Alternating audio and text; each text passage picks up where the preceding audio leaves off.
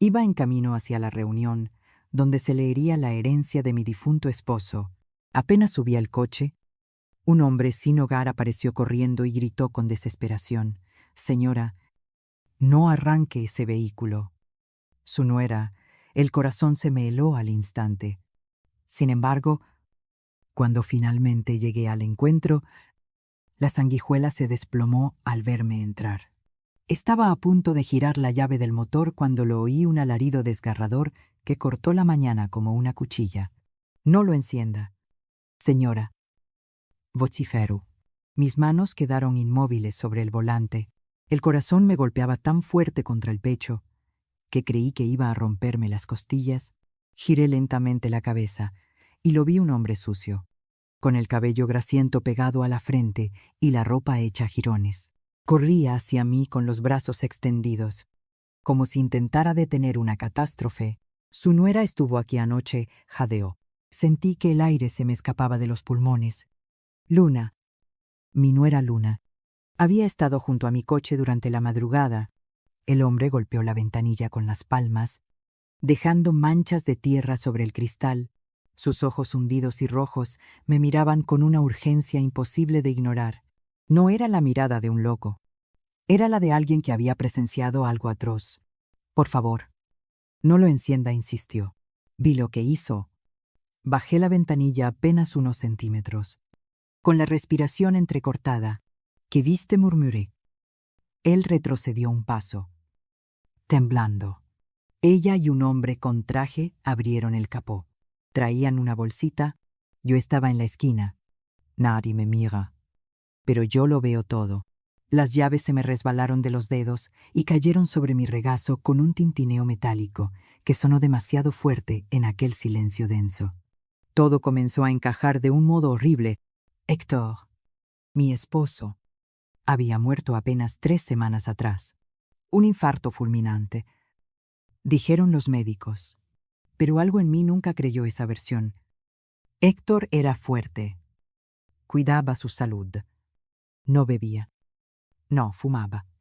I say. Sin embargo, se apagó en un hospital, rodeado únicamente por Luna. Solo por ella. Y ahora este desconocido, un hombre que vivía en los márgenes de Madrid, me decía que mi nuera había manipulado mi coche en la oscuridad. «¿Por qué me lo cuentas?», pregunté con voz quebrada. Él bajó la mirada. «Porque su marido fue bueno conmigo una vez. Me dio comida cuando todos me trataban como basura. Y anoche lo soñé. Me pidió que la protegiera». Los ojos se me llenaron de lágrimas. Héctor, siempre tan noble, tan generoso, seguía cuidándome incluso desde donde estuviera. Salí del coche con las piernas temblando. El sol de la mañana me golpeó la cara, pero por dentro sentía un frío que no venía del aire. Caminé hasta el frente del vehículo. Abrí el capó con manos torpes y lo que vi me cortó la respiración. Un cable estaba seccionado con precisión. No roto. Y junto al motor, escondida entre las piezas metálicas. Una pequeña bolsa de plástico con un líquido transparente que olía a gasolina. Mi cuerpo entero comenzó a temblar. Si hubiera encendido ese motor, si hubiese pisado el acelerador, todo habría volado por los aires. Yo habría muerto carbonizada. Me dejé caer contra el coche, con las rodillas débiles y la vista nublada. Luna quería matarme. Mi propia nuera, la mujer que dormía al lado de mi hijo cada noche, que me sonreía en cada comida familiar, que me llamaba mamá Clara con esa voz empalagosa, había intentado asesinarme. Y lo peor era que esa misma mañana debía asistir a la notaría. Para la lectura del testamento de Héctor, ella estaría allí, sonriendo, creyendo que jamás aparecería. Cerré el capó con fuerza, sequé mis lágrimas con el dorso de la mano y miré al hombre que acababa de salvarme la vida. «¿Cómo te llamas?», pregunté. «Todos me dicen el gato». «Señora, gracias». «Gato, gracias por escuchar a Héctor». Saqué todo el efectivo que llevaba en el bolso. No era gran cosa, pero se lo puse en las manos. «Volveré pronto, y cuando lo haga, quiero que me cuentes todo lo que viste». Cada detalle, él asintió, apretando los billetes contra su pecho como si fueran un tesoro. Llamé a un taxi. No pensaba arriesgar mi vida en aquel coche. Aún no. Mientras el vehículo avanzaba por las calles de Madrid, una certeza helada se instaló en mi pecho. Luna había cometido un error. Me había subestimado, creyó que era una viuda frágil, vieja, fácil de eliminar, pero se equivocó, porque ahora yo sabía, y una mujer que sabe, es peligrosa. La notaría me esperaba, mi nuera me esperaba, y yo iba a entrar por esa puerta como si nada hubiera ocurrido. Aunque por dentro ya estuviera en guerra, esta vez no pensaba perder. El despacho olía a papel envejecido y a café recalentado. Las Paris Spaigue. Los cuadros con marcos dorados. El escritorio de caoba, todo parecía dispuesto para inspirar solemnidad. Pero yo solo sentía náusea. Luna ya estaba allí cuando llegué, sentada junto a mi hijo Diego, con las piernas cruzadas y esa sonrisa perfecta que usaba como escudo. Vestía un traje negro ceñido, discreto pero elegante, el cabello recogido en una coleta baja, pendientes de perla. Maquillaje impecable, la viuda perfecta. O al menos eso pretendía. Cuando me vio entrar, sus ojos se abrieron apenas un segundo más de lo normal. Fue un gesto diminuto. Pero lo noté. Vi la sorpresa, vi el miedo. Ella no esperaba que yo siguiera viva. Mamá, dijo Diego, al levantarse enseguida para abrazarme. Su cuerpo estaba tenso, agotado. Mi hijo había envejecido 10 años en 3 semanas. Tenía ojeras profundas y la barba descuidada. Cuando me estrechó contra su pecho, sentí que temblaba. Estoy aquí. Mi amor, susurré, acariciándole la espalda. Luna también se levantó. Caminó hacia mí con pasos medidos, casi teatrales, y me abrazó con esa calidez falsa que me revolvía el estómago. Mamá Clara dijo con voz dulce, «Qué bueno que viniste». Estábamos preocupados. Sus manos estaban frías, su perfume empalagoso. Y cuando se apartó, nuestras miradas se cruzaron un segundo demasiado largo. Yo no la aparté, él así. Bien, comencemos, anunció el notario. Don Romero, un hombre de unos 60 años, con gafas gruesas y corbata azul, abrió una carpeta de cuero y aclaró la voz. Sé que este es un momento difícil para la familia Ledesma, pero debemos cumplir los últimos deseos del señor Héctor. A su lado, el joven abogado Bruno Ferrer tomaba notas en silencio desde un rincón. Me senté frente al escritorio. Diego a mi derecha, Luna a mi izquierda, tan cerca que podía oír su respiración. El notario empezó a leer. Al principio, todo parecía normal. La casa principal quedaba a mi nombre. Las cuentas personales también. Algunos terrenos en Toledo serían repartidos entre Diego y su hermana Carmen, que no había podido venir desde Sevilla. Pero entonces llegó la parte que me hizo sentir que el suelo se abría bajo mis pies. De acuerdo con la modificación testamentaria fechada el 12 de agosto del año pasado, el notario hizo una pausa y me miró por encima de las gafas. Las propiedades situadas en el barrio de Salamanca, la nave de Vallecas y el piso de Chamberí quedan a nombre de la señora Luna Aranda de Ledesma. El silencio que siguió pesaba como una losa. ¿Qué alcancé a murmurar? El notario carraspeó incómodo. Fue una modificación realizada por el señor Héctor 3 meses antes de su fallecimiento. Firmada ante notario. Aquí tiene la documentación. Empujó unos papeles hacia mí. Mis manos temblaban tanto que apenas pude sostenerlos. Allí estaba la firma de Héctor. Su nombre, la fecha. Pero algo no cuadraba. Héctor jamás me habría ocultado algo así. Jamás habría dejado propiedades millonarias a nombre de Luna sin decírmelo. Éramos un equipo. Siempre lo fuimos. Mamá. Papá me lo comentó, dijo Diego con voz cansada. Dijo que Luna había sido un gran apoyo en sus últimos meses, que quería asegurar nuestro futuro. Me giré hacia mi hijo con el corazón desgarrado. Tú lo sabías. Lo sabías. ¿Y no me dijiste nada? Diego bajó la mirada. No quería preocuparte. Pensé que papá te lo diría cuando llegara el momento. Luna colocó su mano sobre la de mi hijo en un gesto posesivo, marcando territorio. Clara, entiendo que esto te sorprenda, dijo con su voz perfectamente controlada. Pero Héctor confiaba en mí. Sabía que cuidaría de Diego y de ti también. Sus palabras eran veneno envuelto en terciopelo. Me levanté con esfuerzo. Las piernas me pesaban como si arrastrara piedras. Necesito aire. Salí antes de que alguien pudiera detenerme. El pasillo del despacho era estrecho y frío. Me apoyé en la pared, intentando respirar, intentando pensar. 3 propiedades. Millones de euros. A nombre de Luna. Y esa misma mañana había intentado matarme porque ¿qué más quería? ¿Qué más podía quitarme?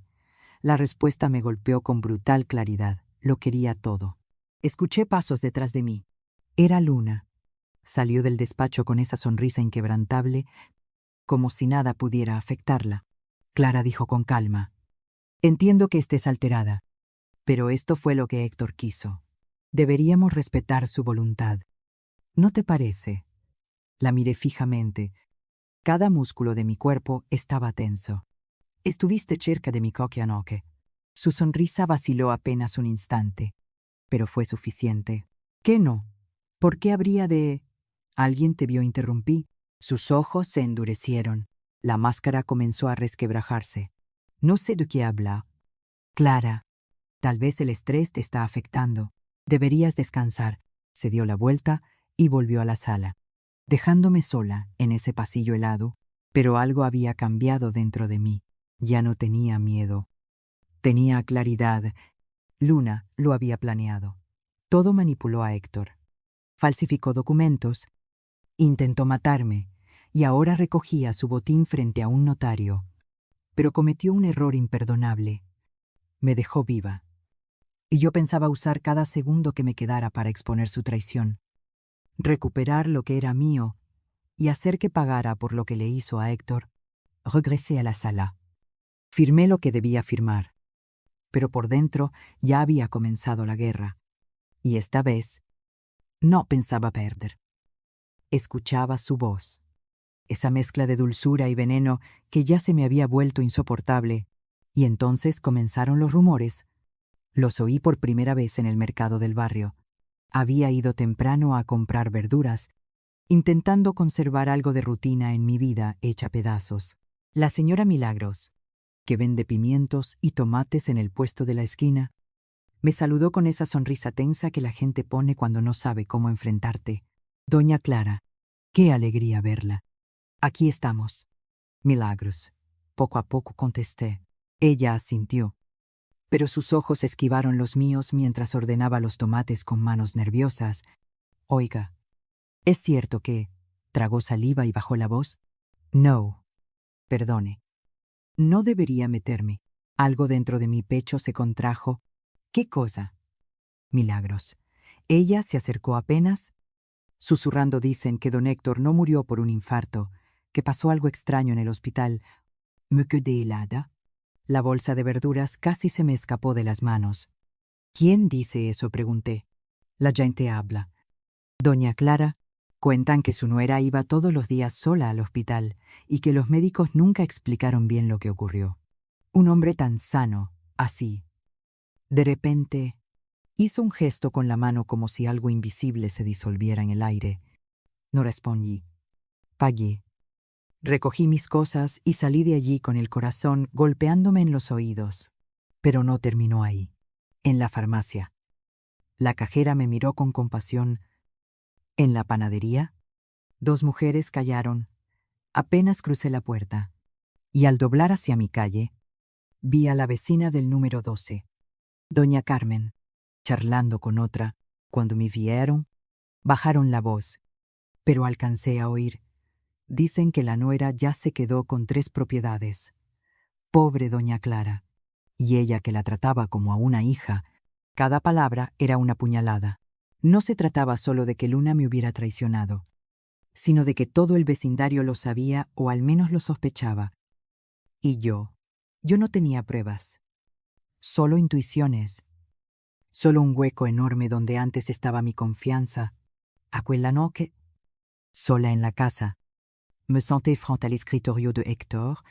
Era un mueble antiguo de madera oscura, con cajones profundos y una lámpara que él usaba para revisar contratos.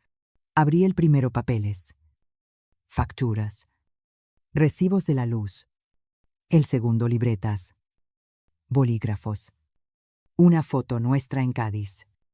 Riendo bajo el sol, los ojos se me llenaron de lágrimas. ¿Qué te hicieron? Héctor Susurré. Entonces vi algo que no había notado antes al fondo del tercer cajón. Debajo de unos planos viejos había una carpeta color marfil.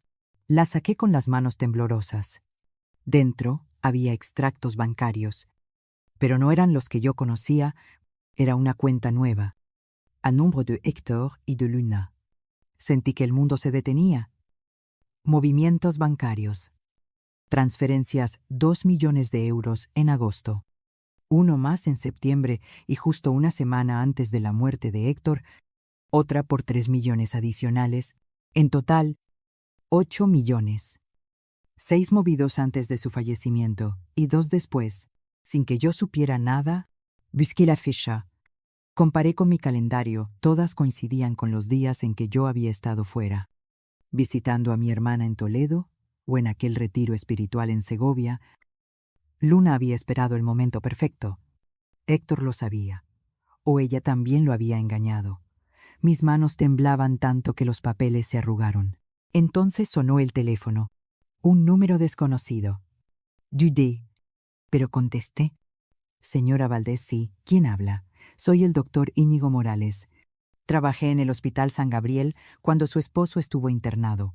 Mi respiración se cortó. ¿Qué ocurre? Doctor, hubo una pausa demasiado larga. Necesito hablar con usted en persona. Hay algo que debió investigarse. Pero nadie quiso escucharme.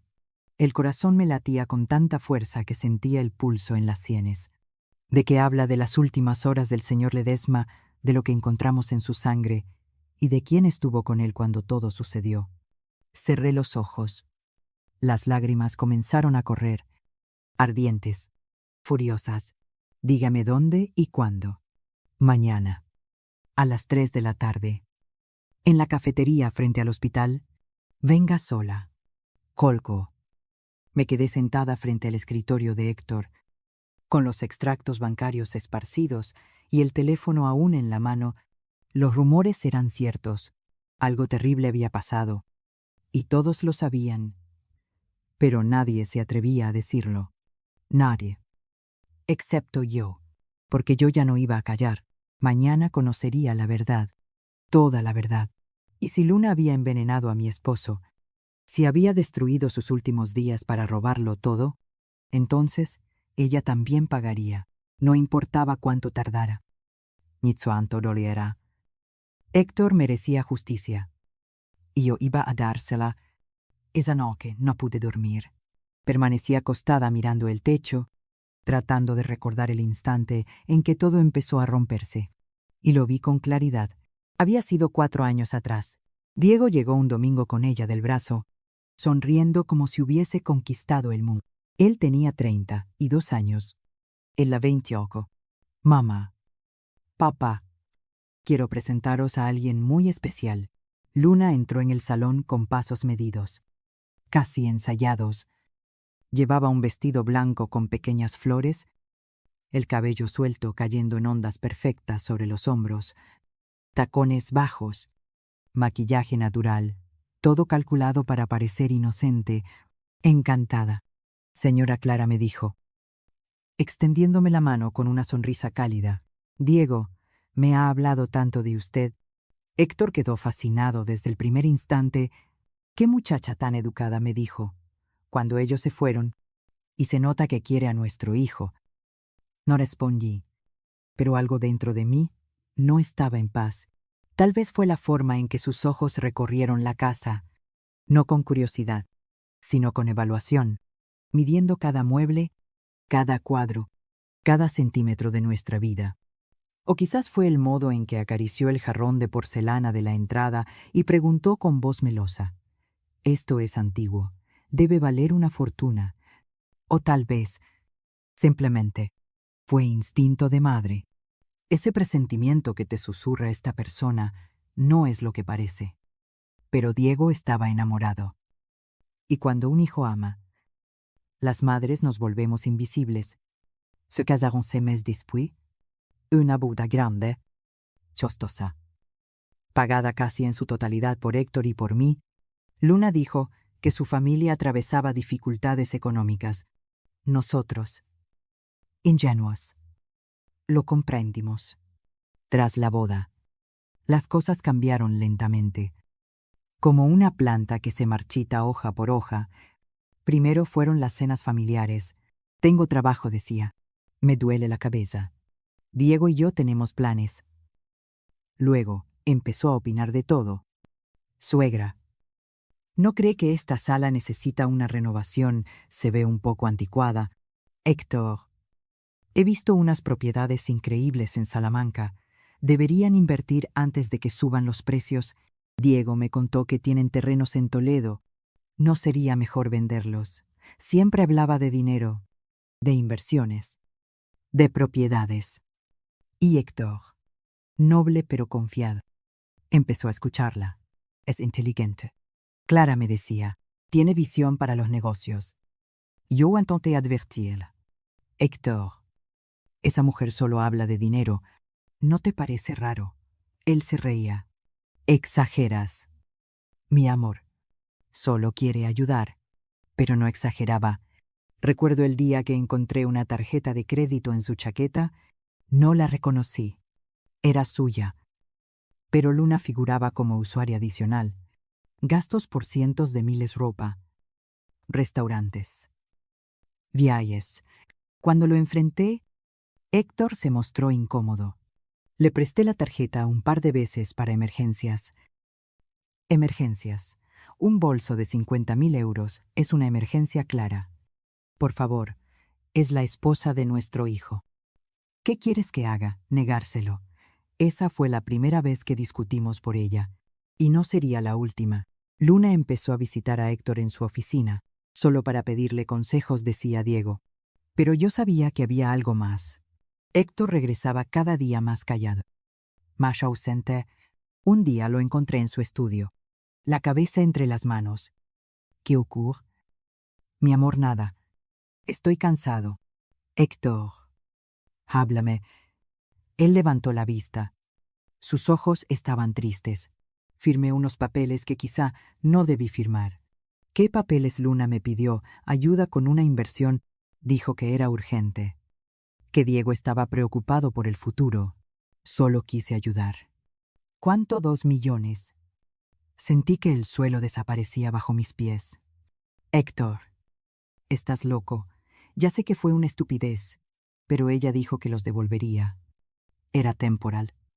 Por supuesto, nunca devolvió nada. Y cuando intenté hablar con Diego, él la defendió. Mamá, está siendo injusta. Luna no es así. Tú no la conoces como yo. Abre los ojos. Esa mujer está usando a tu padre. Basta, gritó.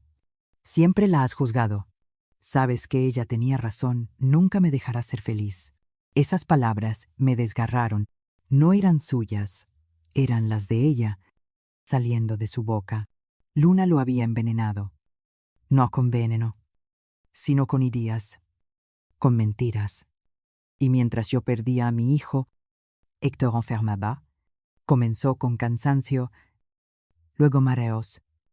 Después, dolores de estómago que los médicos no lograban explicar. Estrés, decían, pero no lo era, porque cada vez que Luna lo visitaba, Héctor empeoraba, hasta que un día, mientras yo estaba en Toledo cuidando a mi hermana enferma, Héctor sufrió un paro cardíaco fulminante, y la única persona con él en ese momento era Luna. Ahora, sentada en mi cama, con las sábanas frías y el silencio devorando la casa, entendí todo. Luna no había entrado en esta familia por amor, había venido a destruirla, y lo peor de todo, lo había conseguido. Pero había algo que no podía quitarme mi voluntad de luchar. Mañana me reuniría con el doctor Morales. Mañana sabría la verdad sobre lo que pasó en ese hospital. Y cuando tuviera las respuestas, Luna descubriría que había subestimado a la mujer equivocada. Porque una madre puede perdonar muchas cosas, pero jamás a quien le arrebata el amor de su vida, y yo acababa de decidir que el perdón ya no era una opción. A la mañana siguiente desperté con una certeza helada en el pecho. Necesitaba pruebas, necesitaba algo sólido. Palpable. Imposible de descartar como la paranoia de una viuda. Algo que ni siquiera Diego pudiera negar. Y esa prueba estaba en mi cochera. Bajé las escaleras aún en bata, con el cabello recogido en una trenza desordenada. El sol apenas se filtraba por las ventanas, pintándolo todo de un naranja pálido. La casa olía a café viejo y a silencio. Me preparé una taza de té que no llegué a beber. Me temblaban demasiado las manos. A las 8 de la mañana llamé a don Aurelio. Había sido el mecánico de confianza de Héctor durante más de 20 años, un hombre de 60 y tantos, con las manos tatuadas de grasa y una honradez a toda prueba. Si alguien podía decirme la verdad sobre lo que habían hecho a mi coche, era él. Doña Clara, su voz sonó sorprendida al otro lado. ¿Cómo se encuentra? Siento mucho lo de don Héctor. Gracias. Aurelio, necesito que venga a casa. Es urgente. ¿Le pasa algo al coque? No lo sé. Para eso lo llamo. Para que me lo diga. Hubo un silencio breve. Voy pro la... Llegó media hora después en su furgoneta despintada, con olor a aceite quemado y a tabaco. Traía su caja de herramientas y esa expresión severa que se le ponía cuando las cosas eran importantes. Muéstreme el coche. Doña. Lo conduje a la cochera. Mi sedán gris estaba en el mismo lugar donde lo dejé. Después del grito de El Gato, no lo había tocado desde entonces. No me había atrevido. Aurelio se agachó frente al capó. Lo abrió con cuidado, y durante varios minutos no dijo nada. Revisaba. Palpaba. Movía cables. El ceño se le fruncía más y más. Dios santo, murmuró. Se me encogió el estómago. ¿Qué ocurre? Sacó una linterna pequeña del bolsillo y alumbró hacia el motor. Luego me miró con una expresión que jamás le había visto miedo puro. Doña Clara.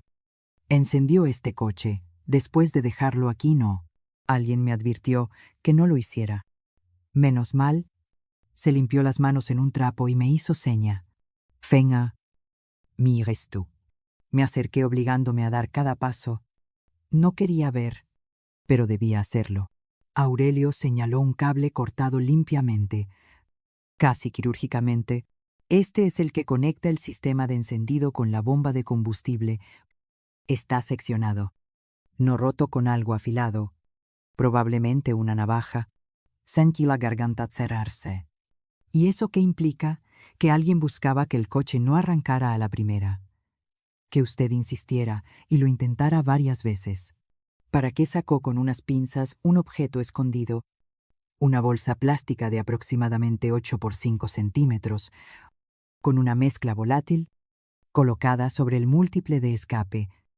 El cable de ignición está cortado a cuchilla, un montaje compatible con ignición secundaria y explosión casi inmediata. Se me detuvo la respiración. ¿Qué habría pasado si hubiera insistido en arrancar? Aurelio me sostuvo la mirada. El calor habría derretido la bolsa. El líquido caería sobre el motor al rojo y, con las chispas del arranque, hizo una pausa. Habría explotado. Doña Clara, usted habría explotado. Las piernas me fallaron. Tuve que apoyarme en la pared de la cochera para no caer. Todo giraba. ¿Está seguro completamente? Esto no es un accidente. No es gamberrada de crío. Esto es, tragó, saliva intento de asesinato. Las palabras quedaron suspendidas, pesadas como losas. Intento de asesinato. Alguien quiso matarme. Alguien planeó que me quemara viva dentro de mi propio coche. En mi propia cochera, sin testigos, sin salida. Y ese alguien era Luna. Necesito que documente, todo logré decir en un susurro roto, fotos, videos. Lo que haga falta, Ya lo pensaba hacer. Sacó el móvil. Voy a grabarlo todo y después deberíamos llamar a la policía. Aún no. Me miró, desconcertado. Doña Clara, esto es gravísimo. Si alguien intentó, lo sé, pero necesito más pruebas. Quiero que sea irrefutable, porque la persona que hizo esto, la voz me tembló, es mi nuera. Y si voy a acusarla, no puede quedar ni una sombra de duda. ¿Ni una? Aurelio cerró el capó con la delicadeza con que se cierra una bomba. Su nuera, Luna. Asentí. Un hombre sin hogar la vio, a ella y a otro sujeto, de madrugada. Trasteando el coche, Aurelio negó con la cabeza. Incrédulo. Dios mío, ¿pero por qué? ¿Qué gana con todo esto? Las lágrimas me rodaron sin permiso. Lo gana todo la herencia. ¿Las propiedades? ¿El control absoluto sobre mi hijo? Si yo desaparezco, se queda con todo. Aurelio maldijo por lo bajo. Guardó sus herramientas con movimientos bruscos. Furioso. Esto no va a quedarse así. Doña Clara, no permitiré que le pase nada. No me va a pasar nada, dije, secándome las lágrimas con el dorso de la mano. Porque ya sé de lo que es capaz, y no le daré otra oportunidad. Terminó de grabarlo todo. Me pasó los videos al móvil, cada cable seccionado, cada ángulo de la bolsa, cada centímetro de evidencia. ¿Qué hará ahora?, preguntó antes de irse. Voy a reunirme con alguien, respondí. Un médico que trabajó con Héctor en el hospital, y después construiré un caso tan sólido que ni el mejor abogado del mundo podrá defenderla. Aurelio apoyó una mano en mi hombro. Don Héctor estaría orgulloso de usted. Aquellas palabras me rompieron y me recompusieron a la vez. Cuando se fue, me quedé en la cochera mirando ese coche, que casi se convierte en mi ataúd. Y algo dentro de mí cambió para siempre. Ya no era solo dolor lo que sentía. Era furia. Una furia fría, calculada, implacable. Luna había intentado borrarme del mundo, reducirme a cenizas para quedarse con lo que Héctor y yo levantamos. Pero cometió un error mortal, me subestimó. Creyó que una viuda de 68 años sería fácil de eliminar. Pensó que nadie me escucharía. Imaginó que saldría impune. Estaba a punto de descubrir que la mujer más peligrosa es la que ya no tiene nada que perder. Y yo acababa de perderlo todo. Guardé los videos. Más adelante Tomás Requena los presentaría a la policía. Por ahora solo me quedaba una misión: hacer justicia. Y no me detendría hasta verla pagar cada lágrima, cada mentira, cada traición. El juego apenas comenzaba. Esta vez, las reglas las pondría yo. Tenía 3 horas antes de mi cita con el doctor Íñigo Morales, 3 horas que decidí dedicar a encontrar a el gato.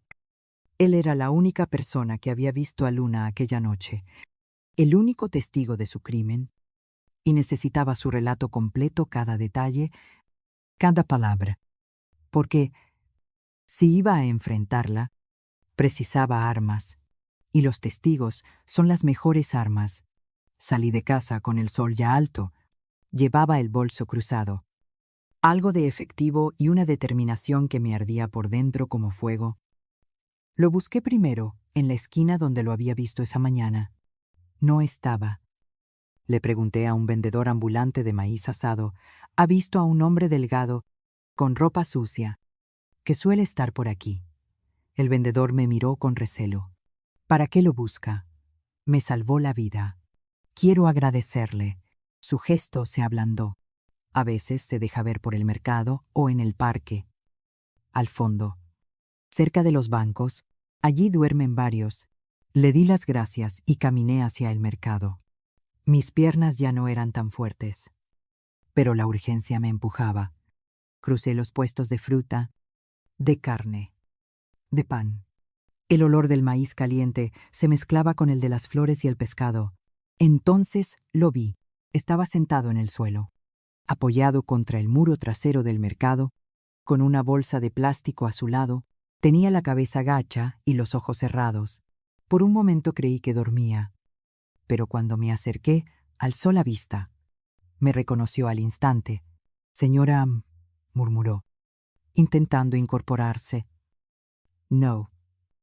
No. Kedat me agaché frente a él, ignorando el dolor en las rodillas. He venido a buscarte. Parpadeó, confundido. A mí sí. Necesito que me cuentes todo lo que viste esa noche. Todo. Sin omitir nada. El gato tragó saliva. Le temblaban las manos. Ya le dije, vi a su nuera y a un hombre, pero necesito más. ¿A qué hora exactamente? ¿Cómo era ese hombre? ¿Qué más hicieron bajo la mirada? Nervioso. No quiero líos. Saqué la cartera y puse 5 billetes de 500 euros en su mano. Sus ojos se abrieron de par en par. No es por meterte en problemas, dije. Es por justicia. Ese dinero es tuyo. ¿Y habrá más? Si me ayudas a detenerla. Se quedó mirando los billetes como si no fueran reales. Luego los guardó rápido y respiró hondo. Está bien. Le cuento todo. Adelante. Fue como a las 2 de la mañana. Yo estaba en la esquina de su calle. Duermo allí porque hay menos policías que me echen. Estaba medio dormido cuando oí un coche que se paraba cerca de su casa. Me asomé. Era un auto negro. Elegante. Bajaron dos, una mujer y un hombre. ¿Cómo era él alto? Traje oscuro. Pelo corto. No le vi bien la cara porque llevaba gorra, pero caminaba como quien está acostumbrado a mandar. ¿Me entiende? Espalda recta, sin miedo. Asentí, absorbiendo cada palabra. ¿Y la mujer? Esa sí la reconocí. La he visto entrar a su casa. Es su nuera.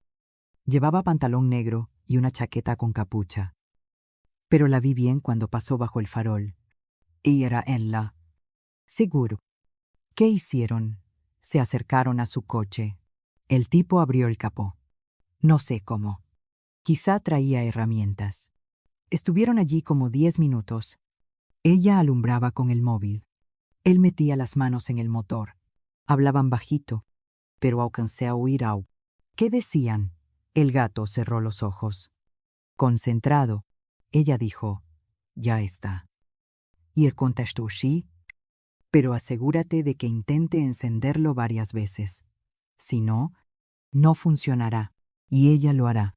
Siempre es terca. Luego se rieron. Se me heló la sangre. Terca. Me conocía, sabía que, si el coche no arrancaba a la primera, insistiría 1, 2, 3 veces, hasta que explotara. Algo más pregunté, con un hilo de voz. Sí. Antes de irse, él le dio algo. Un sobre. Y el hombre dijo, con esto quedamos a mano. Después subieron al coche y se fueron. ¿Viste la matrícula? No. Estaba muy oscuro, pero era un BMW de los nuevos, negro, con llantas de aro cromado. Abrí el bolso y saqué el móvil. Podría reconocer al hombre si lo volvieras a ver. Tal vez, no sé. Como le digo, la cara no la vi bien. Y si te muestro fotos, puede ser. Empecé a pensar quién era ese hombre. Un cómplice, un amante, alguien a quien Luna pagaba para hacer el trabajo sucio. Gato, necesito que hagas algo por mí. Algo muy importante. Me miró con esos ojos cansados pero atentos. Dígame, quiero que vengas conmigo a un sitio seguro. Te pagaré una habitación de hotel por unos días y necesito que pongas por escrito todo lo que acabas de contarme. Con cada detalle que recuerdes, puedes hacerlo. No escribo muy bien. Señora, no importa. Yo te ayudo.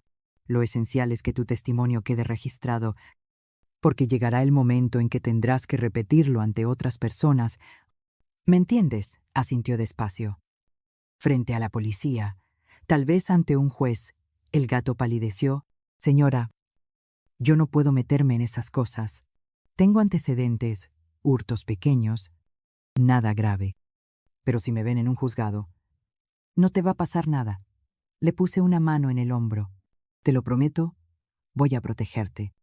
Pero necesito que me ayudes, porque esa mujer no solo intentó matarme a mí, también mató a mi esposo, y si no la frenamos, volverá a hacerlo. Sus ojos se llenaron de algo parecido a la compasión. Su marido fue bueno conmigo. Me trató como persona, no como basura. Entonces ayúdame a hacer justicia por él. Hubo un silencio largo. El mercado seguía con su ruido habitual, voces, risas, el golpeteo de los cuchillos contra las tablas, pero en ese rincón solo estábamos él y yo, unidos por una verdad insoportable. Finalmente, el gato asintió. Está bien. Lo haré. Le ayudé a incorporarse. Era más ligero de lo que imaginaba, pura piel y hueso. Lo llevé a un hotel modesto, aunque limpio, cerca del centro. Pagué por una semana. Le compré ropa nueva, jabón, comida. Esa tarde, en la habitación pequeña con olor a detergente, redactamos juntos su declaración, cada palabra, cada detalle, cada segundo de aquella noche. Cuando terminamos, le tomé una foto con mi móvil sosteniendo el documento entre las manos. Su firma al final. Guárdalo bien, le dije. Este papel puede cambiarlo todo. Él lo dobló con cuidado y lo escondió bajo el colchón. Señora, ¿de verdad cree que esto servirá de algo? Lo miré a los ojos. Gato, tú eres la única persona en el mundo que vio lo que ella hizo. Sé que para la sociedad eres invisible, pero ahora mismo eres la persona más importante de mi vida, porque tienes la verdad, y la verdad siempre termina imponiéndose. Sonrió por primera vez, una sonrisa rota, pero auténtica. Gracias por creerme. Señora, gracias a ti por atreverte a hablar. Salí del hotel con el corazón más liviano. Ya tenía un testigo, tenía las pruebas del coche, y, en una hora, obtendría respuestas sobre lo ocurrido en el hospital. Luna había levantado su imperio sobre mentiras, pero yo estaba a punto de derribarlo, pieza por pieza, hasta no dejar nada. Llegué a la cafetería frente al hospital 15 minutos antes de las 3. Me senté junto a la ventana, desde donde se veía la entrada del San Gabriel, aquel edificio blanco de 5 plantas, que alguna vez me pareció lugar de esperanza, ahora se alzaba como un mausoleo. Allí dentro había muerto Héctor. Allí dentro. Luna lo había dejado morir. Pedí un café que no llegué a beber, solo lo sostuve entre las manos, buscando en el calor del vaso desechable una calma que no llegaba. A las 3 en punto entró un hombre, 50 y tantos años. Cabello entrecano. Bata médica bajo una chaqueta gris. Gafas redondas. Mirada seria.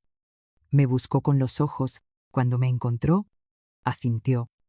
Se acercó a mi mesa y extendió la mano. Señora Valdés. Soy el doctor Íñigo Morales. Gracias por venir. Se sentó frente a mí, pidió un café solo, y no habló durante un instante. Me observaba, como sopesando si yo era lo bastante fuerte para escuchar lo que estaba a punto de decir. Por fin habló. No debería estar aquí. Lo que voy a contarle podría costarme el trabajo, quizá incluso la licencia, pero no puedo seguir callando. El corazón me retumbó. Dígame la verdad. Por favor. Sacó de su mochila una carpeta delgada. La colocó sobre la mesa y la abrió con cuidado. Había hojas impresas. Estudios. Gráficas. Su esposo ingresó el 18 de septiembre. Refería mareos. Dolor abdominal. Náuseas. Pensamos en una gastritis aguda. Lo hospitalizamos para hidratarlo y hacer estudios. Asentí, eso ya lo sabía. Durante los primeros 2 días estuvo estable, incómodo, pero estable. Hizo una pausa. Luego empezó a empeorar con rapidez. Demasiado. ¿Qué pasó? Los signos vitales comenzaron a fallar: taquicardia, presión arterial irregular, confusión. Y lo más extraño, la analítica mostraba niveles de potasio elevadísimos, muy por encima de lo normal. ¿Y eso qué significa? Una hiperpotasemia severa puede causar un paro cardíaco fulminante. Lo raro es que no tenía motivo médico para presentar esos niveles. No era diabético. No tenía insuficiencia renal y no tomaba fármacos que lo justificaran. Un frío me recorrió la espalda. ¿Está diciendo que...? Estoy diciendo que alguien pudo haberle administrado potasio de forma externa, en dosis altas, sin que nadie lo advirtiera. La cafetería empezó a girar a mi alrededor. ¿Quién como no lo sé? Pero sí sé quién tenía acceso ilimitado a su habitación. ¿Quién estuvo con él en las últimas horas? ¿Quién permanecía allí cuando nadie más podía estar? Luna Die. Él asintió despacio. Su nuera. Sí. Me cubrí la boca con las manos. Las lágrimas brotaron sin control. No podía respirar. No podía pensar. Héctor no había muerto de un infarto natural. Lo habían asesinado. Y yo no estuve allí para protegerlo. ¿Por qué no dijo nada? Mi voz salió rota. ¿Por qué no lo investigaron? El doctor Morales bajó la mirada. Avergonzado, lo intenté. Hablé con la dirección del hospital. Mostré los análisis. Señalé que algo no cuadraba. Me respondieron que no podíamos acusar sin pruebas contundentes y que una autopsia requería el consentimiento de la familia y de su nuera. Ella se negó. Y entonces el abogado Bruno Ferrer aconsejó que la cremación era lo más digno y sanitario. Llegó firmo, confiando en su criterio. ¿Qué dijo? Que no quería profanar el cuerpo de su suegro, que Héctor habría querido descansar en paz. Y su hijo la respaldó. Cerré los ojos.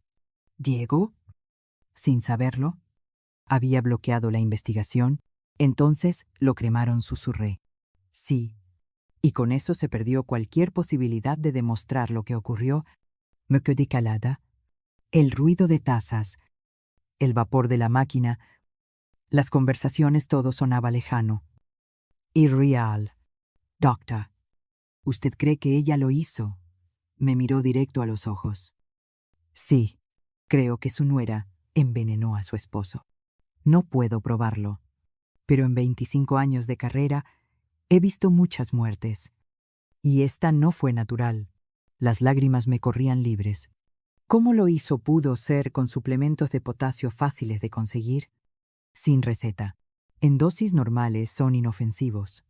En cantidades altas, disueltos en comida o bebida, resultan letales. Lo peor es que dejan muy poco rastro. Sobre todo si el cuerpo se incinera, me sanguijueza, como si me arrancaran el alma. Él confiaba en ella, balbuceé. Héctor confiaba en todo el mundo, dijo con tristeza. Su mayor virtud y su perdición, lo siento mucho. Señora Valdés, ¿puedo quedarme con estos documentos? Empujó la carpeta hacia mí. Son copias. Úselas como haga falta. Si esto llega a juicio, yo declararé, no me importa lo que me pase, su esposo merece justicia. Le apreté la mano con fuerza. Gracias. No imagina lo que significa para mí. Cuando el doctor Morales se fue, permanecí casi una hora sentada en aquella cafetería. No podía moverme. Ya no quedaban lágrimas. Solo miraba por la ventana a la gente entrando y saliendo del hospital, familias angustiadas. Enfermos caminando despacio. Médicos con prisa. Y yo, una viuda de 68 años, sosteniendo el peso de una verdad insoportable. Héctor había sido asesinado. Mi esposo, el amor de mi vida, el padre de mis hijos, había sido envenenado poco a poco por la mujer en la que confiamos, a la que llamamos familia. Y lo peor, mi hijo seguía sin creerme. Diego me llamó paranoica. Me pidió que dejara de imaginar cosas. Dijo que Luna era inocente. ¿Cómo le dices a un hijo que su esposa es una asesina? ¿Cómo derrumba su mundo para salvar la verdad? Me levanté. Pagué y salí. El aire frío de la tarde me golpeó la cara. Pero no lo sentí. Caminé Saint-Rambourg un buen rato. Pasé frente a una iglesia. Dudé. Hacía años que no entraba a una. Pero algo me empujó adentro. Estaba casi vacía, solo una anciana, rezando en la primera fila y olor a incienso flotando en el aire. Me senté en un banco del fondo y miré al altar. Héctor susurré. No pude protegerte. Perdóname. Las lágrimas regresaron, silenciosas y amargas. Te juro, por lo que más quiero, que ella va a pagar. Te lo prometo, aunque me cueste todo lo que me queda. ¿Va a pagar? Salí de la iglesia con los ojos hinchados, pero con algo nuevo en el pecho. Propósito. Ya no era solo dolor. Era determinación. Luna había destruido a mi familia, matado a mi esposo, intentado matarme. Cometió un error fatal, me subestimó. Creyó que una mujer mayor, sola, sin poder, sería fácil de borrar. Se equivocó. El dolor puede romperte o volverte más fuerte de lo que jamás imaginaste.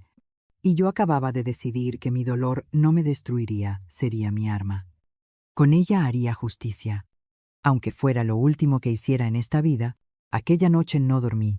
Me quedé en la mesa del comedor, rodeada de papeles, fotos, extractos bancarios, todo extendido como las piezas de un rompecabezas macabro, y yo en el centro, intentando encajar la imagen completa de la traición. Sabía que no podía hacerlo sola. Necesitaba ayuda profesional, alguien que se moviera en las sombras, que hallara lo que yo no podía ver. Conocí al indicado Tomás Requena. Había sido socio de Héctor en sus primeros proyectos de construcción. Hacía más de 15 años, un hombre brillante, meticuloso, con esa rara habilidad de ver lo que otros pasan por alto. Después de un lío legal que casi lo arruina, dejó los negocios y se dedicó a otra cosa, la investigación privada. Héctor siempre decía que Tomás tenía olfato de sabueso. Y eso era exactamente lo que necesitaba. Lo llamé a las 7 de la mañana. Clara, su voz sonó sorprendida. ¿Cuánto tiempo? Lo siento mucho por Héctor. Era un gran hombre. Gracias. Tomás, necesito verte. Es urgente. Hubo una pausa. ¿Estás bien? No. Pero voy a estarlo. ¿Puedes reunirte conmigo hoy? Dime. Donde 2 horas después estábamos sentados en un restaurante discreto de Chamberí. Tomás Requena llegó con un portafolio de cuero gastado, y esa mirada penetrante que siempre me había intimidado un poco. 52 años. Cabello corto, con canas en las sienes, barba de 3 días, traje oscuro sin corbata. Se sentó frente a mí y fue directo al grano. ¿Qué necesita? Le conté todo. Palabra por palabra. Cada detalle, el grito del gato, el cable seccionado, la bolsa con combustible, el testamento modificado, los rumores del vecindario, la reunión con el doctor Íñigo Morales, el envenenamiento, las transferencias bancarias. Tomás no me interrumpió ni una sola vez. Escuchaba tomando notas en una libreta pequeña con una pluma negra. Sus ojos no se apartaron de los míos. Cuando terminé, cerró la libreta y exhaló despacio. Esto es gravísimo. Clara, muy grave. Lo sé, si lo que te digo es cierto. Mi nuera no es solo una ladrona, es una asesina. Por eso necesitamos pruebas, pruebas que un juez no pueda ignorar, evidencia que obligue a Diego a abrir los ojos. Tomás se recargó en la silla, pensativo. ¿Cuánto dinero tienes disponible? Lo que haga falta. Porque esto no va a ser barato. Habrá que rastrear cuentas, conseguir registros telefónicos, investigar su pasado, quizá contratar vigilancia, y todo con absoluta discreción. Si ella se entera de que la estás investigando, lo sé, podría desaparecer o, peor, intentar matarme de nuevo. Exacto. Saqué un cheque que había preparado esa mañana. 50.000 euros. Lo dejé sobre la mesa. Esto es solo el adelanto. Tomás miró el cheque y luego me miró a mí. ¿Estás segura de que quieres hacer esto? Porque, una vez que abramos esta caja, no habrá vuelta atrás. Lo que encontremos puede cambiar tu vida para siempre. Mi vida ya cambió. Tomás, ya perdí a mi esposo, ya perdí la confianza de mi hijo, ya casi pierdo la mía propia. No tengo nada más que perder, salvo mi dignidad. Y esa no pienso regalársela. Él sonrió, apenas una sonrisa triste pero respetuosa. Héctor tenía razón sobre ti. Siempre decía que eras la más fuerte de los dos. Guardó el cheque. De acuerdo. Aceptó el caso. Pero lo haremos a mi manera, sin emociones. Solo ecos. Solo evidencia sólida. De acuerdo. De acuerdo. Durante los siguientes 10 días, Tomás trabajó en silencio. Yo seguí con mi vida normal. O al menos lo fingía. Iba al mercado. Visitaba a mi hermana, cuidaba el jardín, sonreía cuando tocaba, pero por dentro, cada segundo, era una tortura de espera. Tomás me llamaba cada 2 días para actualizarme. Primera llamada. Encontré algo interesante. Luna no se llama realmente Luna Aranda. Cambió su nombre hace 8 años. ¿Cuál era el original? Luna Méndez Ruiz. Y tiene antecedentes. Jiquechipu fraude menor. Hace 10 años fue acusada de estafar a un hombre mayor en Guadalajara.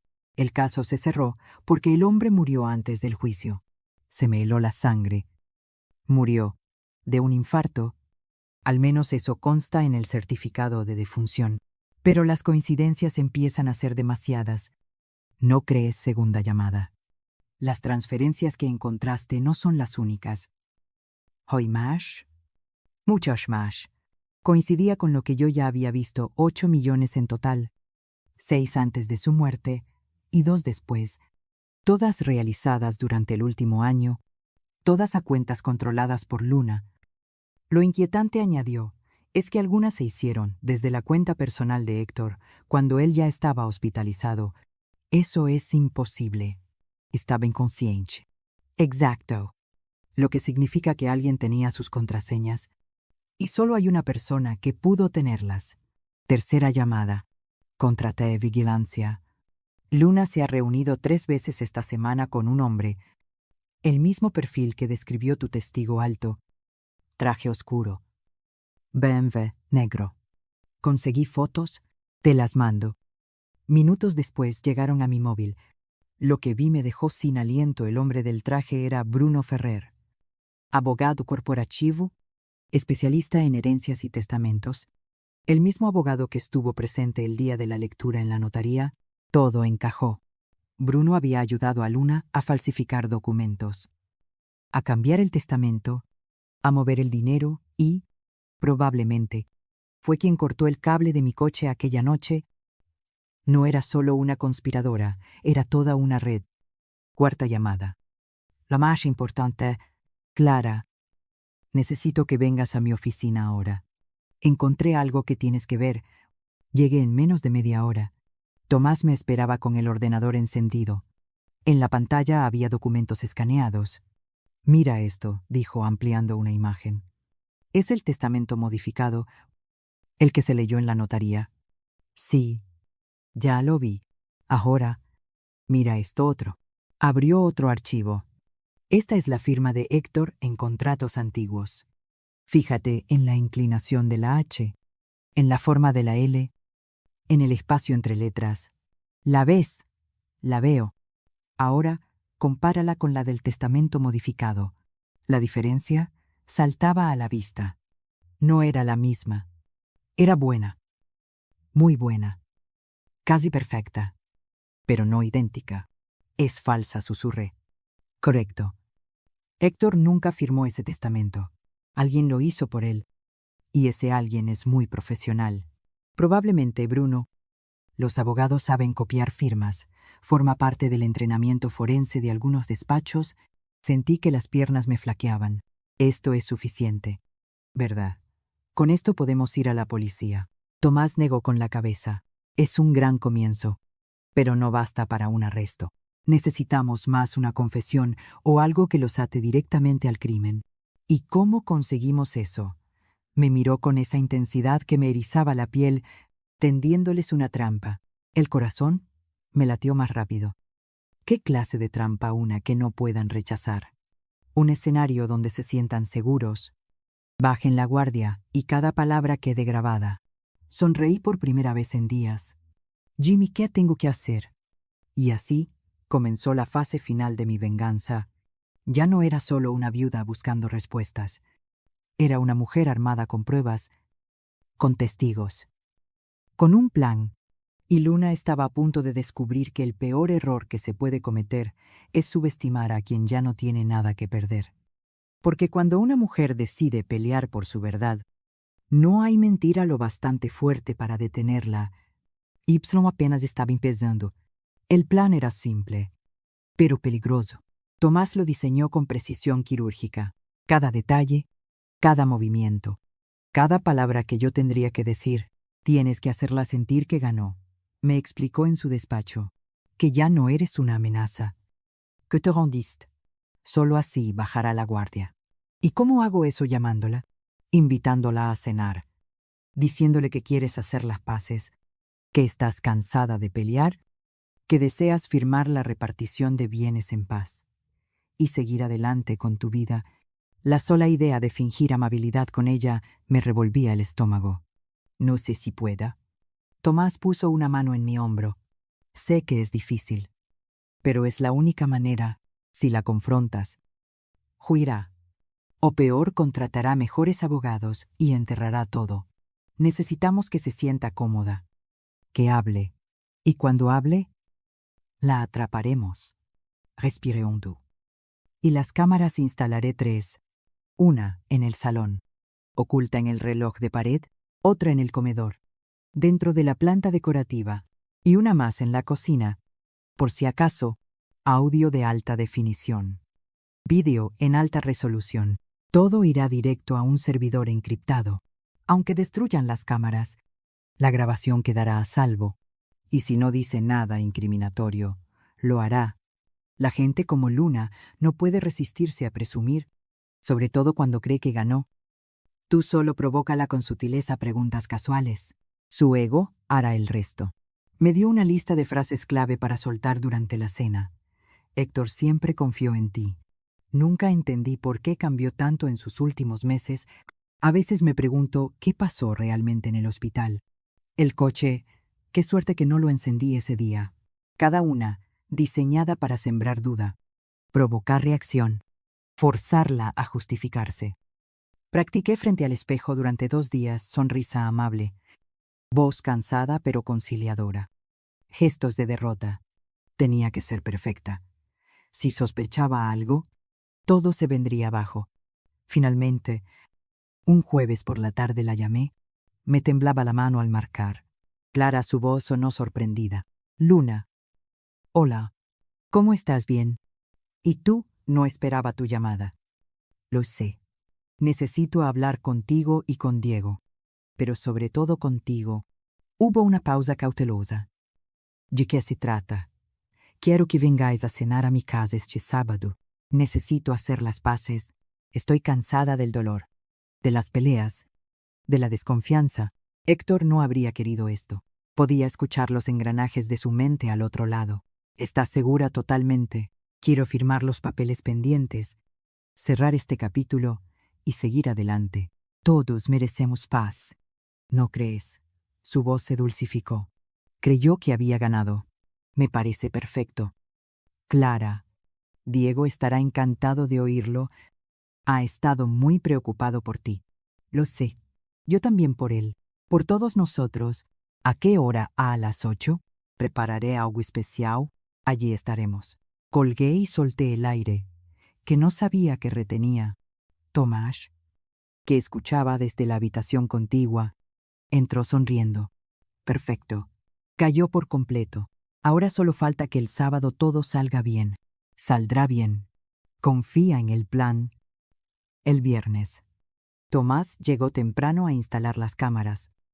Trabajó 3 horas, ajustando ángulos, probando audio, asegurándose de que todo quedara invisible pero funcional. Al terminar, me mostró la vista en su portátil salón. Comedor, cocina, todo en pantalla dividida. Imagen nítida. Audio claro. Recuerda, me dijo antes de irse, mantén la calma. No la acuses. Solo deja que hable. La verdad siempre aparece cuando la gente se siente cómoda. El sábado llegó como una tormenta silenciosa. Pasé el día cocinando. Preparé cocido madrileño, arroz al horno, alubias estofadas, el postre favorito de Diego. Flan.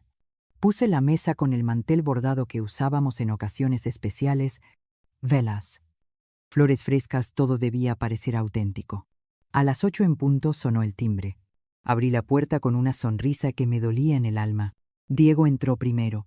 Se le veía cansado, pero esperanzado. Me abrazó fuerte.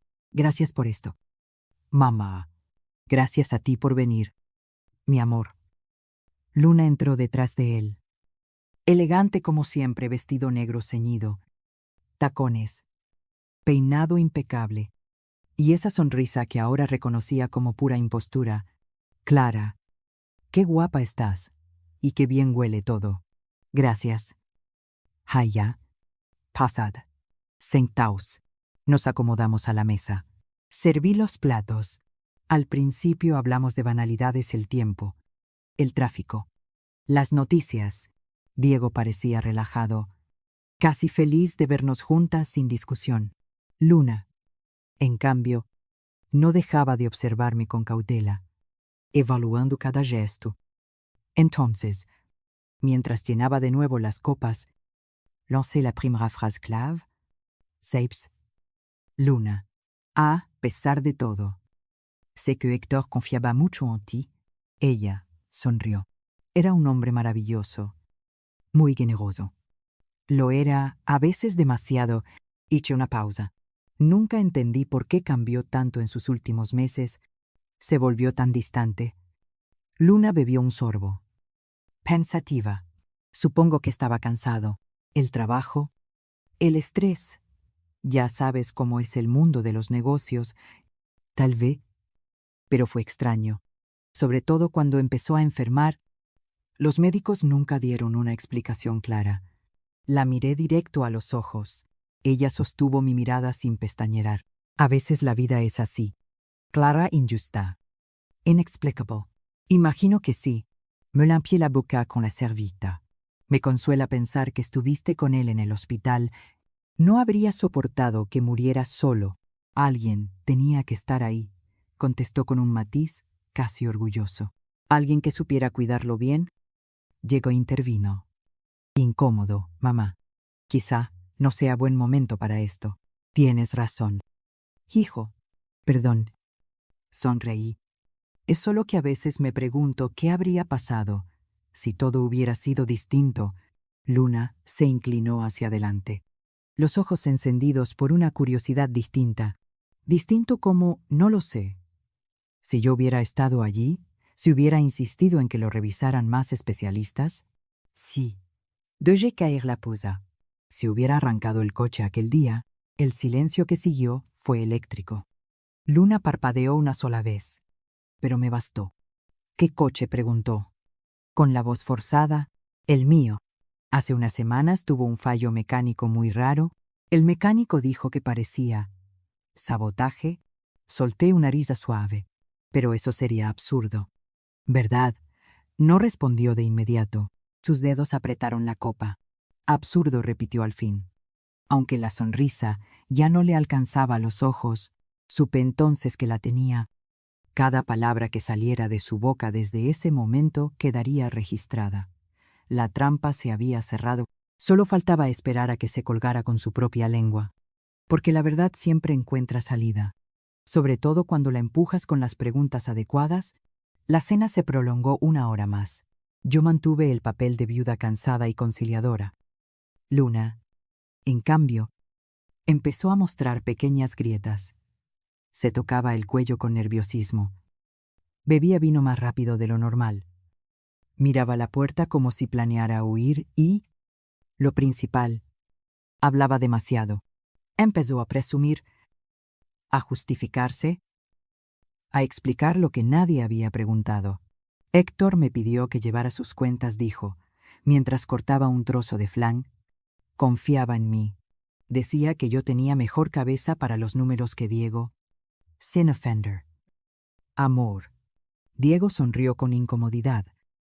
No te ofendas. Mamá. Pero es verdad. Yo siempre fui pésimo con las finanzas. ¿Lo sé? Cariño. Miré a Luna. Es admirable que Héctor te confiara tanto. Aunque confieso que me sorprendió que moviera tanto dinero sin decírmelo. Dejó el tenedor junto al plato. Eran inversiones. Oportunidades que no podían esperar. Él lo entendía. Claro, hice memoria en voz alta. El banco me llamó hace unos días.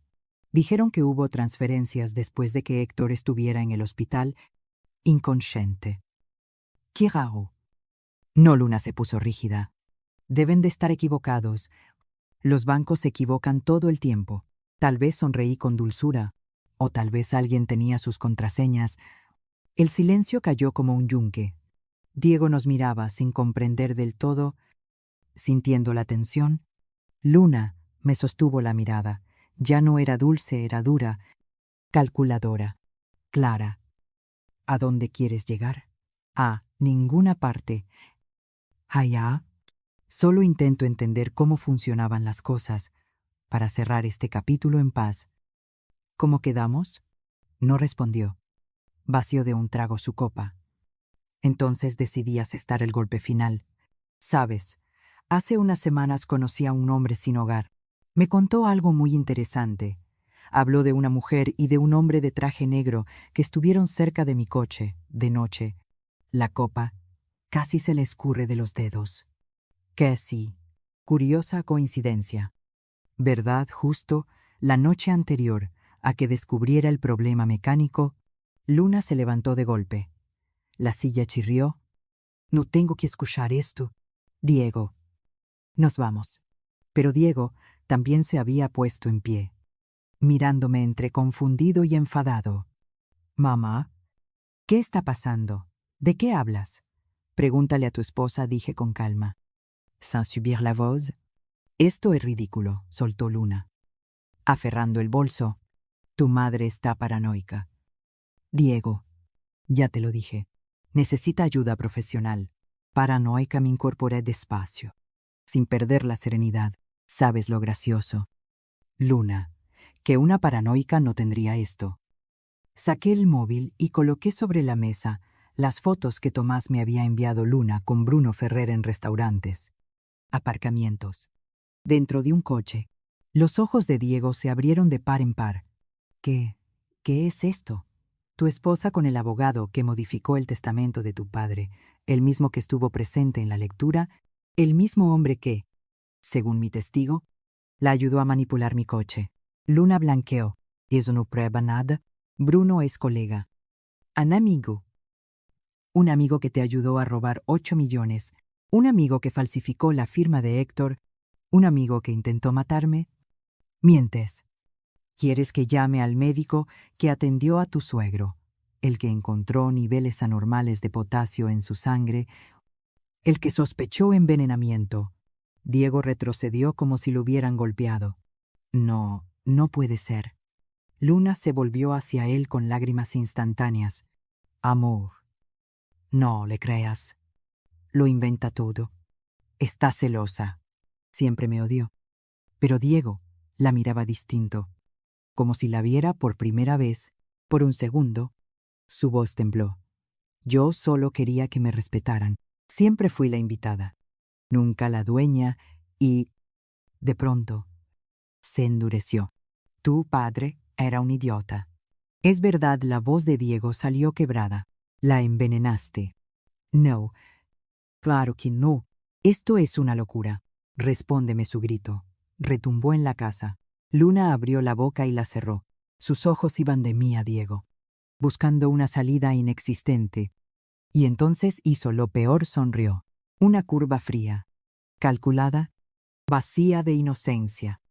Tu padre era un idiota, repitió con filo. Un viejo crédulo que firmaba lo que fuera con tal de sentirse importante. Fue tan fácil manipularlo que daba risa. Diego retrocedió como si lo atravesaran. Dios mío, ¿y sabes qué siguió Luna? Ya sin freno, solo me arrepiento de una cosa, de no haber terminado el trabajo con ella también. Me señaló con desprecio. Pero no te preocupes. Aún hay tiempo. Sacó algo del bolso, un cuchillo pequeño, plateado, afilado. Luna. No gritó Diego. Se lanzó hacia mí. No pensé. Solo me corrí a un lado. La hoja rozó mi manga y la rasgó. En ese instante, la puerta principal se abrió de golpe. Tomás Requena entró corriendo, seguido de 2 policías uniformados. Al suelo. Suelte el arma, ordenó uno, apuntándole. Tomás, sin perder la calma, mostró a los agentes en su portátil que las cámaras transmitían todo en tiempo real al servidor cifrado. Luna se quedó inmóvil. El cuchillo cayó. Su rostro pasó del odio al pánico. Los policías le redujeron y le pusieron las esposas. Mientras la arrastraban hacia la salida, chillaba: «Esto es una trampa. Ella me provocó. Me tendieron una trampa». Tomás se acercó a mí. «¿Estás bien?», asentí, aún temblando. «Lo grabaste todo, cada palabra. Cada movimiento está en el servidor». Irrefutable. Diego estaba sentado en el suelo, la cabeza entre las manos, sollozando como un niño. Me arrodillé a su lado y lo abracé. «Lo siento, hijo. Lo siento tanto». Yo no sabía», susurró. «Mamá, perdóname. No te creí. Pensé que estabas... Ya pasó. Ya pasó». Los policías se llevaron a Luna. Sus gritos se fueron apagando por el pasillo. Tomás volvió con gesto serio. «Van a detener a Bruno Ferrer también. Con las grabaciones y las pruebas bancarias, ambos pasarán muchos años en prisión. Y el testamento falso se invalidará. Todo regresará a como debió ser desde el principio. Las propiedades, el dinero, volverán a ti y a tus hijos». Cerré los ojos. El alivio me golpeó como una ola. No era alegría, era justicia. Héctor podría descansar en paz. Y yo, por fin, respirar. La pesadilla había terminado, aunque sabía que las heridas tardarían en cerrar, porque recuperar la vida es una cosa, recuperar la confianza de un hijo es otra. A quella noche, abrazada a Diego en el suelo de mi comedor, entendí que el verdadero trabajo apenas empezaba, no el de la venganza, sino el de la reconstrucción. Y, como descubriría después, era el más difícil de todos. Pasaron varias semanas desde la noche de la trampa.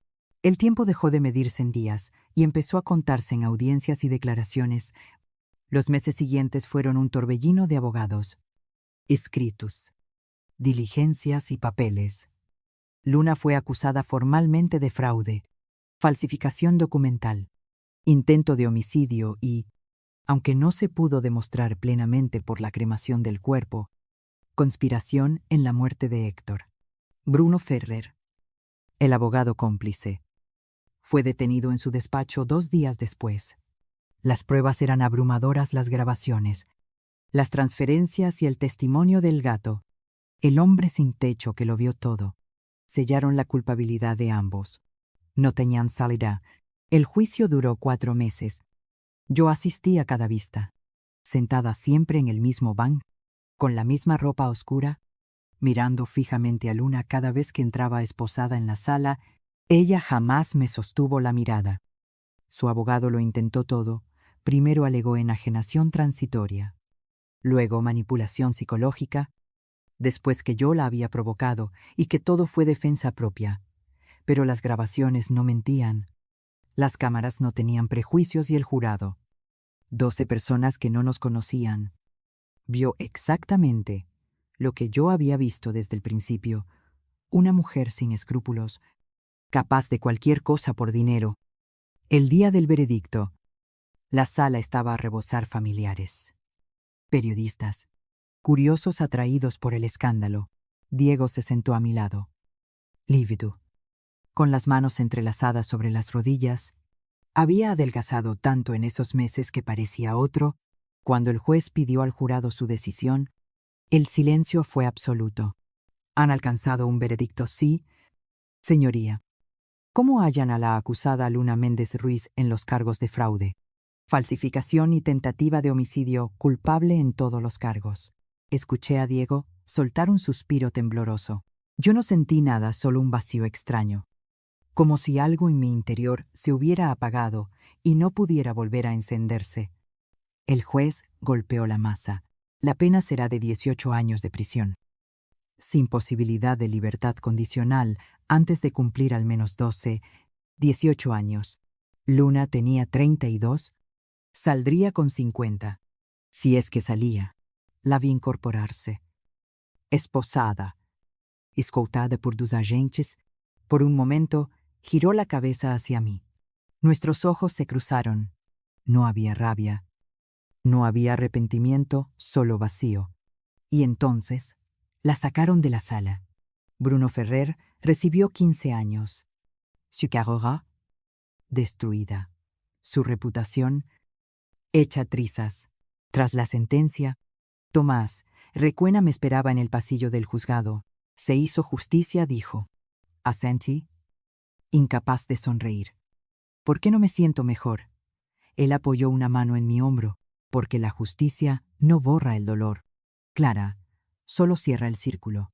Lo demás te toca a ti. Tenía razón. 2 semanas después, el testamento falso quedó oficialmente anulado. Las 3 propiedades que Luna había arrebatado regresaron a mi nombre. Los 8 millones que movió fueron rastreados y recuperados. Todo lo que Héctor había levantado a lo largo de su vida volvió a donde siempre debió estar con su familia legítima. Pero el dinero ya no me importaba. Había otra cosa. Una tarde de domingo, Diego vino a verme con flores lirios blancos, mis preferidos. Nos sentamos en la terraza, bajo el sol de la tarde, con el canto de los pájaros de fondo. Durante mucho rato no dijimos nada. Al fin él rompió el silencio. Mamá, jamás podré pedirte perdón lo suficiente. ¿No necesitas hacerlo? Sí. Lo necesito. Su voz se quebró. Te fallé. Fallé a papá. Permití que esa mujer nos destruyera y, lo peor, no te creí. Te llamé paranoica. Te di la espalda cuando más me necesitabas. Puse mi mano sobre la suya. Estabas enamorado, y el amor ciega. Lo sé mejor que nadie. No es excusa, pero es una explicación. Lo miré a los ojos. Hijo, Luna no te engañó solo a ti. Nos engañó a todos. Era muy buena en lo suyo, demasiado buena. Y tú solo querías ser feliz. En eso no hay culpa. Las lágrimas le rodaron por las mejillas. ¿Cómo puedes perdonarme? Porque eres mi hijo. Y porque sé que tu padre también te habría perdonado. Te amaba. ¿Y dónde esté? Solo quiere verte feliz. Diego se derrumbó. Lloró como hacía años no lo hacía. Y yo lo abracé como cuando era un niño, cuando se caía y corría a buscar consuelo en mis brazos. Eso no cambia nunca un hijo, siempre es un hijo. Sin importar cuánto tiempo pase ni cuántos errores cometa. El amor de una madre no pone condiciones. Ese mismo mes tomé una decisión. Vendí 2 de las propiedades que Luna intentó robar. Con ese dinero creé un fondo para mi nieto, el hijo de Diego, que apenas tenía 6 años, un niño inocente que había perdido a su abuelo, y crecería sin madre. Quise asegurarle el futuro, que las mentiras de Luna no alcanzaran también su vida. El resto del dinero lo doné. Una parte fue para el Hospital San Gabriel, con la condición de mejorar sus protocolos de protección a pacientes vulnerables. Otra parte fue para un albergue de personas sin hogar, porque el gato me había salvado la vida. Y si él, alguien invisible para la sociedad, pudo ser mi ángel guardián. Había miles como él que merecían una oportunidad. No lo hice por reconocimiento. Lo hice porque Héctor habría hecho lo mismo. Y porque al fin entendí algo que me llevó toda una vida a aprender. La verdadera riqueza no está en lo que posees, sino en lo que haces con lo que tienes. En cómo tratas a quienes no pueden darte nada a cambio. En dormir tranquila sabiendo que hiciste lo correcto, aunque nadie te viera. Una tarde, ordenando el despacho de Héctor, hallé una carta escondida en uno de sus libros preferidos. Nunca la envió. Estaba fechada 2 semanas antes de morir. Decía Clara: si lees esto, es porque algo me pasó. Necesito que sepas que cometí errores. Confié en la persona equivocada. Permití que alguien entrara demasiado en mi vida, en nuestras finanzas, en nuestra familia. Y ahora tengo miedo. Miedo de lo que pueda ocurrir. Si algo me sucede, por favor, no confíes en nadie. Investiga. Pelea. Porque sé que eres más fuerte de lo que crees. Siempre lo has sido. Te amo. Y lo siento. La carta se me cayó de las manos. Héctor lo sabía. En algún nivel, supo que Luna era peligrosa. E intentó advertirme, pero no llegó a tiempo. Me senté en su silla, rodeada de sus libros, de su olor aún prendido en el cuero del escritorio. Y lloré, no de tristeza, sino de cierre, porque por fin podía decirle, ya está. Mi amor, ya hice lo que debía, ya te defendí, ya nos defendí, ahora puedes descansar. Y sentí, por primera vez desde su muerte, que realmente descansaba, que la justicia, aunque tardía e incompleta, había llegado, y que yo, una mujer de 68 años, subestimada, traicionada y casi asesinada, había ganado no con rabia ni con venganza, sino con dignidad, y esa, descubrí, era la victoria más poderosa. 6 meses después del juicio, una mañana de diciembre, desperté con una necesidad que no pude ignorar. Tenía que ver a el gato, el hombre que, sin saberlo, cambió el curso de todo. El que, con un solo grito desesperado, me salvó y puso en marcha la justicia. Hacía tiempo que no lo veía.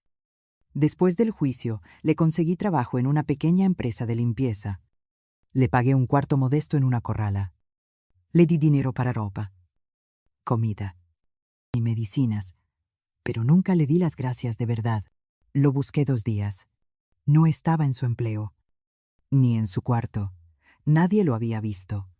Y entonces, una tarde fría, lo encontré en el mismo sitio donde todo empezó, la esquina de mi calle, sentado contra la pared, con la misma ropa raída de siempre, pese a todo lo que le había dado. Me acerqué despacio, alzó la vista y me reconoció. Señora Clara. Cato, te he estado buscando. Sonrió con tristeza. Perdone, no pude quedarme en el cuarto, ni seguir en el trabajo. No encajo. La calle es mi casa. Siempre lo ha sido. Me senté a su lado. Ignoré miradas. Ignoré el frío del suelo. Ignoré todo salvo a él. No vengo a reñirte. Vengo a darte las gracias. Negó con la cabeza. No tiene nada que agradecer. Lo tengo todo. Saqué un sobre del bolso. Sin ti, estaría muerta. Sin tu grito, sin tu valentía. Luna se habría salido con la suya. Por eso quiero darte esto. Le tendí el sobre. Lo abrió con manos temblorosas. Dentro había un cheque por 100.000 euros. Se le llenaron los ojos de lágrimas. Señora, no puedo aceptar esto. Sí puedes. Y lo harás, porque te lo ganaste. Haz lo que quieras, viaja. Descansa. O dónalo si prefieres, pero tómalo. Es tuyo. Salvaste una vida.